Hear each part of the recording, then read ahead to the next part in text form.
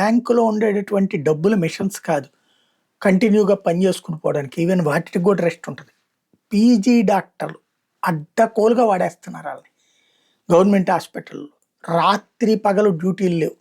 ఎప్పుడు పెడితే అప్పుడు కంటిన్యూ అయిపోతానే ఉండాలి. ఒకరోజు 24 గంటలు, 36 గంటలు.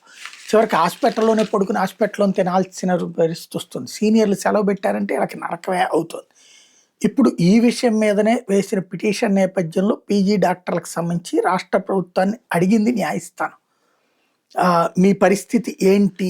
ఎందుకు ఇట్లాగ చేస్తున్నారు? పీజీ వైద్యులకు సంబంధించి విధి విధానాలు ఏం రూపొందించదలుచుకున్నారు అన్నటువంటిది. ఒక 6 గంటలు లేదా 8 గంటలు పని చేయించుకోవడం కరెక్ట్ కానీ, అంతకు మించి పని చేయించుకోకూడదు. ఒకవేళ అట్లా పని చేసేటట్టయితే డబ్బులు ఇంతని ఫిక్స్ చేసి రోజుకి 20,000, 50,000 ఫిక్స్ చేసి అంత ఇవ్వాలి అని పెడితే అప్పుడు ప్రభుత్వమే కంట్రోల్ అవుతుంది.